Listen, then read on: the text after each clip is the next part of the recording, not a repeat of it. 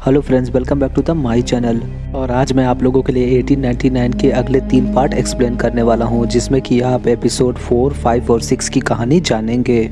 और अगर आप 1899 की कहानी को अच्छी तरह से समझना चाहते हैं तो आप इसकी पिछली वीडियो को देख सकते हैं, जिसका लिंक आपको आई बटन और डिस्क्रिप्शन में मिल जाएगा। आप वहाँ से वो वीडियो देख सकते हैं, वरना ये वीडियो आपके समझ में नहीं आएगी।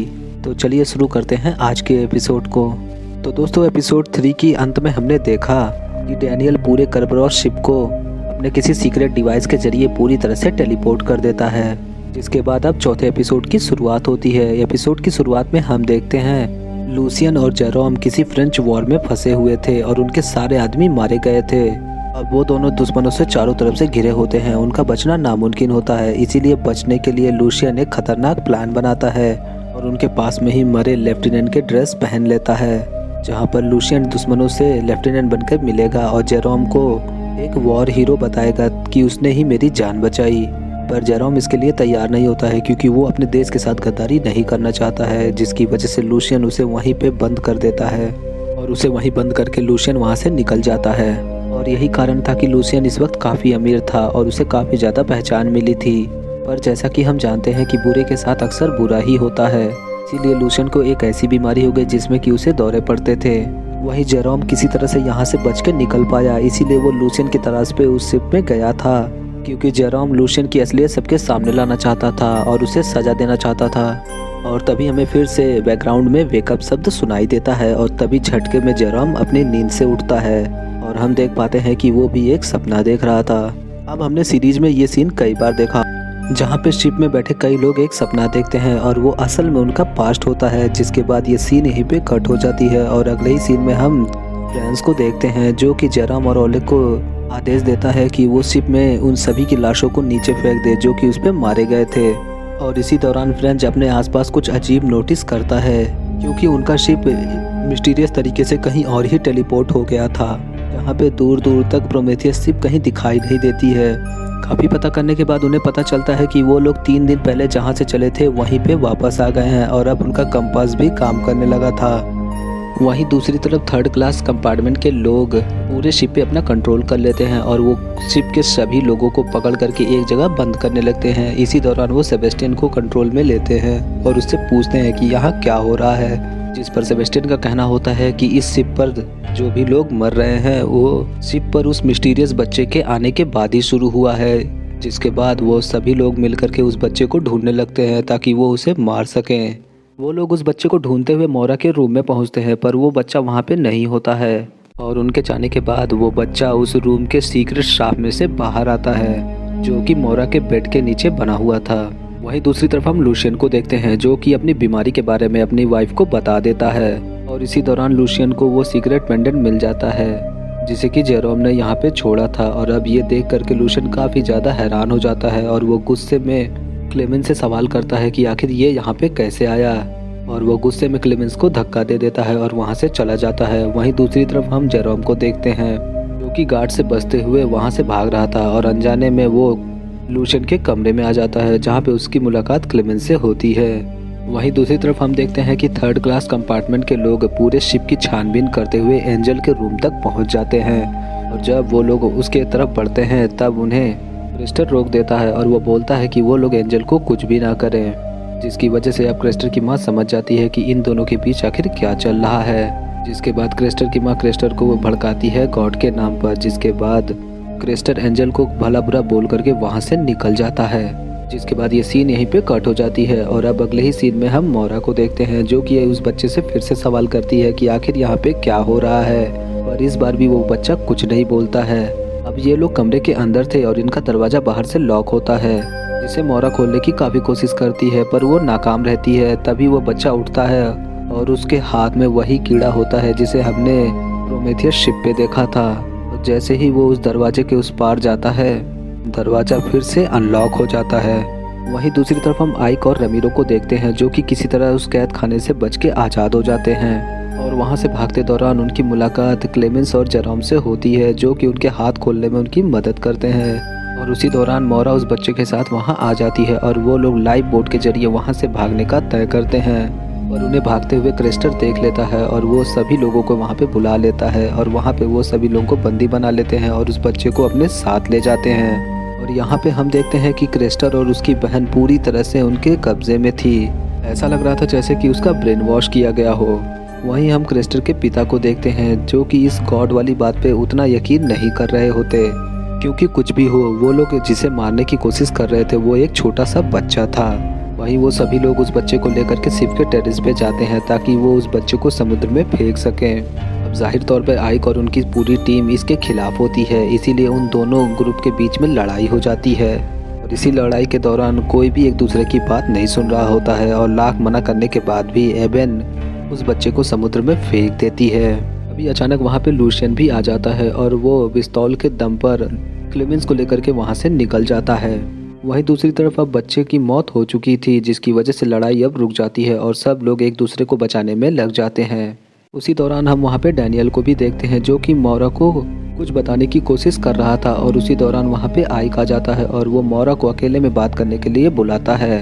अब आइक मोरा को वही पेपर दिखाता है जिसपे उन सभी के नाम थे जो कि प्रोमेथियस पे सफ़र कर रहे थे, जिसमें मोरा का भी नाम होता है। पर सरप्राइजिंगली मोरा को इसके बारे में कुछ भी याद नहीं होता है। और तभी अचानक शिप के ड्रॉल से अजीब आवाज़ें आना शुरू हो जाती हैं और थोड़ी ही देर बाद वो बच्चा उस ड्रॉल से बाहर आता है और ये देख करके सभी के रोंगटे खड़े हो जाते हैं, क्योंकि ये बच्चा तो मर चुका था। वो आखिर वो उस ड्रॉल से कैसे बाहर आया? अब ये देख करके कैप्टन और उसकी टीम भी उसे डेविल मानने लगते हैं, क्योंकि कोई भी मरा हुआ इंसान वापस कैसे आ सकता है। हम उस बच्चे को देखते हैं जिसके हाथ में एक पिरामिड होता है और वो ले करके मोरा के पास आकर के उसे हक करता है और एपिसोड 4 यहीं पे एंड हो जाती है। वहीं 5वें एपिसोड की शुरुआत में हम टफ को देखते हैं जो कि एबेन और क्रेस्टर के इस बर्ताव से बहुत ही नाराज थी, इसीलिए वो तय करती है कि वो कैप्टन और उनके लोगों की मदद करेगी। वहीं अगले ही सीन में हम कैप्टन और उनकी टीम को देखते हैं जो कि उस बच्चे को वापस से ड्रॉल में बंद कर देते हैं, क्योंकि उन्हें उससे डर लगने लगा था, क्योंकि वो बच्चा मरने के बाद फिर से जिंदा होकर वापस आ गया था। अब जाहिर तौर पे मोरा ऐसा नहीं चाहती थी और उन्हें उस बच्चे के साथ ऐसा करने से रोकती है, जिसकी वजह से शिप के क्रू मेंबर्स में से कोई एक उस पर गोली चला देता है। डैनियल मोरा को बचाने के लिए उसकी तरफ कूदता है और तभी अचानक समय एकदम से रुक जाता है और वहाँ पे सभी लोग एकदम फ्रीज हो जाते हैं, पर मोरा और वो बच्चा एकदम चल फिर रहे थे। अब वो बच्चा मोरा को लेकर के वहाँ से बाहर जाता है और उनके बाहर जाते ही वहाँ का टाइम फिर से नॉर्मल हो जाता है। अब समय के नॉर्मल होने के बाद वो लोग देखते हैं कि मोरा और वो बच्चा वहाँ पे नहीं होते हैं, जिसके बाद अब बातों ही बातों में आइक को पता चलता है कि 3rd क्लास कंपार्टमेंट के लोग शिप पे बचे हुए कोयले को तेजी से ख़त्म कर रहे थे और अगर ऐसा ही चलता रहा तो कोयला जल्दी से ख़त्म हो जाएगा, जिसकी वजह से वो लोग समुद्र के बीच में ही फंस जाएंगे। इसीलिए आइक फिर से उस शिप को पूरी तरह से कंट्रोल में ले लेता है और तभी अचानक शिप पर सभी लोगों को एक अजीब सी क्लिकिंग की आवाज़ आने शुरू हो जाती है, जिसकी वजह से वो लोग अनजान तरीके से हिप्नोटाइज हो जाते हैं और शिप से नीचे कूदने लगते हैं। और यहाँ पे शिप के बहुत सारे मेंबर्स वहाँ से नीचे कूद करके अपनी जान दे देते हैं। वहीं ये सब कुछ देख करके मोरा काफ़ी ज़्यादा हैरान होती है और वो उस बच्चे से सवाल करती है कि आखिर यहाँ पे क्या हो रहा है, पर उसके लाख कोशिश करने के बाद भी वो बच्चा कुछ नहीं बोलता है, पर वो उसके ऊपर दबाव बनाने लगती है, जिसकी वजह से वो बच्चा उसके कान में फुसफुसा करके बोलता है कि अगर तुम्हें सब कुछ जानना है तो तुम्हें क्रिएटर से पूछना होगा। जिसके बाद वो बच्चा उसके कमरे में बने सीक्रेट पैसेज को ओपन करता है और वो मोरा को लेकर के वहाँ से एक अजीब सी जगह पे आ जाता है, जहाँ पे मोरा को दूर एक मेंटल असाइलम दिखाई देता है और मोरा यहाँ पे क्या चल रहा है इसके बारे में पता करने के लिए वहाँ पे तुरंत चली जाती है और वो बच्चा वहीं पे खड़ा रहता है। थोड़ी ही देर बाद डैनियल अपने उसी सीक्रेट डिवाइस के जरिए वही सीक्रेट पैसेज ओपन कर देता है और उस बच्चे के पास पहुँचता है और वहाँ पहुँचने के बाद डैनियल और उस बच्चे में कुछ अजीब सी बातें होती हैं, जहाँ पे अब डैनियल उस बच्चे से कहता है कि इससे पहले कि वो शिप को डुबो दे हमें ये सब कुछ रोकना होगा, जिसके लिए डैनियल उस बच्चे को बोलता है कि तुम यहीं पे छुपे रहना क्योंकि यहाँ पे तुम्हें कोई नहीं ढूंढ पाएगा।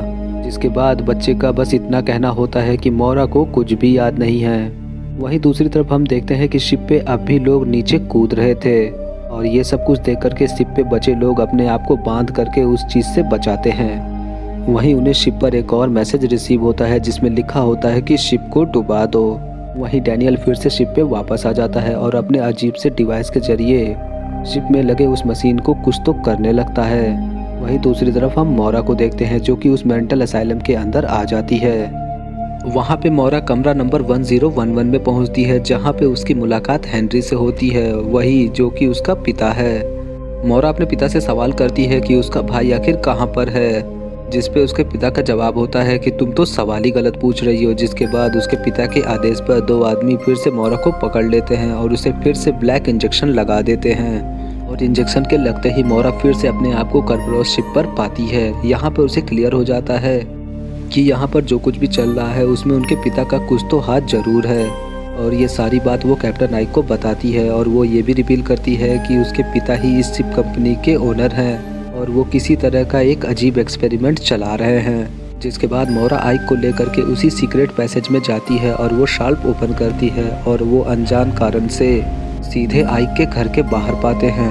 और इसी दौरान आइक मोरा से रिवील करता है कि जब वो प्रोमेथियस पर था तब उसने उसकी लॉग बुक चेक की थी और उसमें उसे पता चला कि आइक प्रोमेथियस शिप पर कैप्टन था, जो कि इम्पॉसिबल है क्योंकि आइक तो कर्बरोस शिप का कैप्टन है और इसके बारे में उसे कुछ याद क्यों नहीं कि वो प्रोमेथियस का कैप्टन था।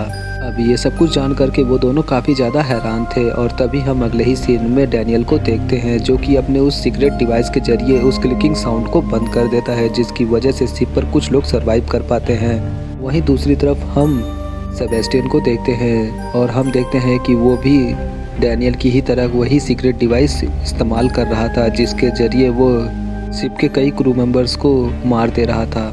यहाँ पे हम ये जान पाते हैं कि सेबेस्टियन भी इन सब में शामिल है और उसे भी पता है कि यहाँ पर आखिर क्या हो रहा है। वहीं अगले ही सीन में हम हेनरी को देखते हैं जहाँ पे उसका आदमी कोई अजीब सी ट्रायंगल शेप में बनी कोई लेटर लेके आता है जिसमें कोई सीक्रेट मैसेज था।